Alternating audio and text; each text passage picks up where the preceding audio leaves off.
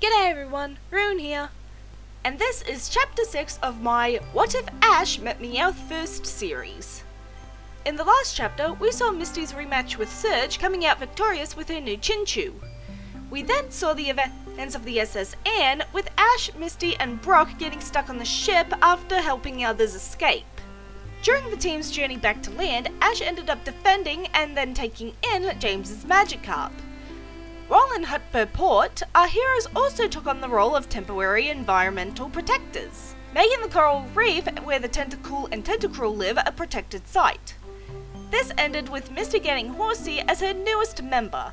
This is where the next chapter begins. As the team is arriving at Maiden's Peak, Brock laments that he missed out on seeing all the cute girls in bathing suits, earning eye rolls from everyone else. One-track mind, that one. While they are all enjoying the festival, they are again approached by the old woman who warns them about a beautiful young woman. When she insults Misty, Ash, as usual, gets defensive, saying that that's his friend she's talking about. Misty thanks Ash for sticking up for her, but she can defend herself. When the old woman continues her doom and gloom talk, Ash thanks her for the advice before dragging Brock away, commenting that the old woman seems a few cards short of a full deck. When Brock starts sitting at the cliff of Maiden's Peak, refusing to move, Ash says that he's beginning to think the old woman might not have been so batty after all. Feeling worried for their friend, Ash and Misty decide to camp out with him to make sure he doesn't do anything dumb.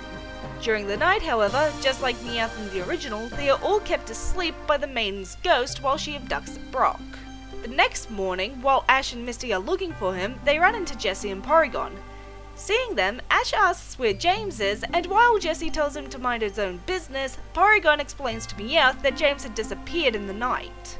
When they realise that they're in the same boat, Ash asks if there's anything that they could do that might get James's attention, aside from shouting his name.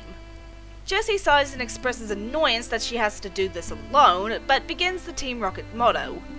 Funnily enough, it works and they find not only James, but Brock. After Ash's Pikachu snapped them out of their trance with Thunderbolt, they hear the story of the Maiden's ghost. When Brock expresses that he still wants to be with the ghost, Ash says that he's not sure if Brock's still under a spell or if this is just his usual brand of girl crazy. That night, when they find out that Ghastly was behind everything, Ash demands to know why it was trying to hurt their friend. Ghastly says that it was never going to hurt them, they weren't in any danger. It just wanted to keep a promise it made to an old friend. Ash asks it to elaborate, and everyone finds out that Ghastly knew the Maiden of Maiden's Peak and has been telling her story for centuries, ensuring that the memory of her and her love never dies. Ash sympathises with Ghastly, but also points out that what it's doing isn't very conducive to giving a good impression of Ghastly's old friend. He suggests that maybe Ghastly could use its illusion abilities as a kind of interactive play, showing the story of the two lovers rather than scaring people half to death.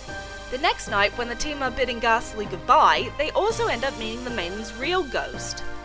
The Maiden thanks Ghastly for always keeping its promise to her and hopes that it, along with Ash and his friends, will come again next year. Ghastly promises once again to keep an eye out for the ghost of her love and help him find his way back if it does. When Ash sees Misty in a yukata later, he gives a small clap and says that she looks great. On their way to Saffron City, the team find a swarm of Butterfree near a cliff. Meowth expresses surprise that it's that time of year, before clarifying that he's talking about the Butterfree's season of love. Ash quickly catches on, remembering reading about that on one of his dex cards, and explains to Misty. Later, after Ash has let out his Butterfree along with others, Brock tries to get Butterfree to pick a cute girl's Butterfree. This quickly earns a punch to the head from Misty for butting into Butterfree's love life. Besides, did you forget that Butterfree is my Pokemon? Are you trying to matchmake me? Because quite frankly, I'm not old enough to be interested in that yet. When Butterfree takes interest in a pink Butterfree, Ash wonders if it's from the Orange Islands. But as in canon, it's shut down. When they go to comfort Butterfree, Brock does his speech about writing a book on, quote, the secrets of love and heartache, and Misty makes her sarcastic comment. Ash gently reminds them that this is not the best time for banter. Ash laments that he has no idea about this stuff, to which Meowth tells him that that's not a bad thing. Meowth then proceeds to tell Butterfree that some Pokemon are just unpleasable. It's nothing you've done, and it's nothing you haven't done. Some just won't be happy no matter what you do. And with those kinds of Pokemon, it's best to just move on from them, because a relationship built from unreasonable expectations is doomed to fail, even if it starts at all. Ash thinks that it sounds like Meowth is speaking from experience, but doesn't bring it up. Meowth almost never talks about his past, and Ash isn't about to pry if Meowth isn't comfortable talking about it. When they go up again to try and find Butterfree a new mate, Team Rocket once again show up to cause problems. As Team Rocket is catching the Butterfree in a net, Ash tries to think of a plan. Using Charmander to burn the net runs the risk of hurting the Butterfree, the same with Pikachu and Oddish. He's thinking of bringing out Fearow when he sees Butterfree slamming against the helicopter and gets an idea. Calling out to Butterfree, he tells it to use Air Slash to cut the net. After several air slashes, the wooden rope net falls apart, allowing the Butterfree to escape. With the Butterfree now safe, Ash tells Pikachu to blast Team Rocket away with Thunderbolt. Impressed with Butterfree's heroism and courage, the pink Butterfree decides to be Butterfree's mate. Sad to say goodbye, but knowing Butterfree will be happy, Ash lets Butterfree leave with its mate. Patting Ash's side, Meowth says that what Ash just did was very mature, and very brave.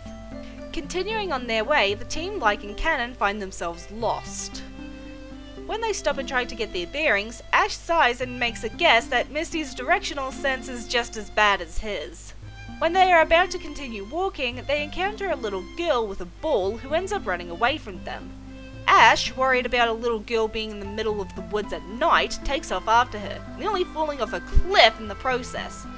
Though the view from the cliff does show them that they're going the right way, so that's a plus. Upon arriving in Saffron, Team Rocket, once again, tried to Pokénap Pikachu and Meowth. And, as in canon, the two Pokemon are saved by the little green-haired girl who then teleports them to the front of Sabrina's gym. There, they are approached by an old man who warns them not to challenge Sabrina. While walking through the gym, Ash marvels at all of the people trying to train their psychic powers. Arriving at the battlefield, Ash asks Misty if she'd like to go first, since Ash has had first dibs the last few times. Stepping up to the field, Misty sends out Squirtle while Sabrina sends out Abra. During the match, Abra evolves into Kadabra and begins to slam Squirtle against everything. Ash is shocked by this display of brutality and is especially put off by Sabrina's lack of emotion during the whole thing. Misty, unable to stand watching Squirtle be treated like this anymore, forfeits the match. Cue Sabrina teleporting them to a toy box and shrinking them. While they are running from Sabrina, Ash expresses shock that telekinesis can do something like this, having thought it was only used for moving stuff around and sometimes teleportation. Before they are crushed by Sabrina's toy ball, they are rescued by the same old man from before. After thanking the old man for the save, Ash asks if he knows why Sabrina was acting so weird. Surprised by the fact that Ash had noticed Sabrina's odd behaviour, the old man explains Sabrina's obsession with mastering her powers. After hearing this, Ash asks Misty if she's okay with them postponing her rematch for a while.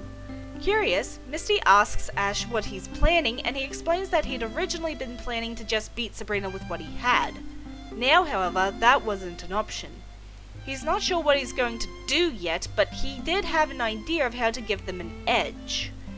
And that required a detour to Lavender Town.